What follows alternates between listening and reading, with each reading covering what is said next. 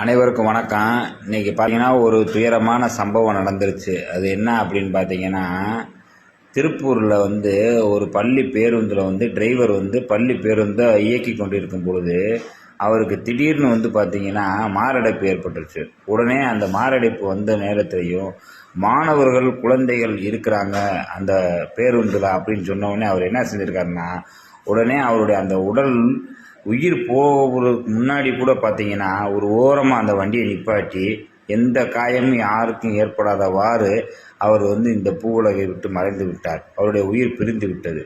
இதுலேருந்து பாருங்கள், ஒரு மனிதர், அதோ டிரைவர்கள் இன்றைக்கி கடவுளுக்கு நிகமான டிரைவர் தான். அப்பேற்பட்ட டிரைவர் தொழில் பார்க்குற அவர் பாருங்கள், இன்றைக்கி எந்த உயிரும் போகாமல் அவருடைய உயிர் இன்றைக்கி இந்த அளவுக்கு போயிடுச்சு. இது மிகப்பெரிய வருத்தம். இன்றைக்கி பார்த்தீங்கன்னா கள்ளச்சாராயை கொடுத்து செத்து அதுக்கு 10 லட்சம் அரசாங்கம் கொடுக்குறாங்க. இது போன்ற நல்லவர்களுக்கு இவர் குடும்பத்தில் இவருடைய இறப்பு பெரிய இழப்பு. அதனால் இவருடைய குடும்பத்திற்கு அரசு 10 லட்சம் ரூபாய்க்கு மேற்கொண்டு தான் கொடுக்க வேண்டும் என்று கேட்டுக்கொள்கிறோம். நன்றி, வணக்கம்.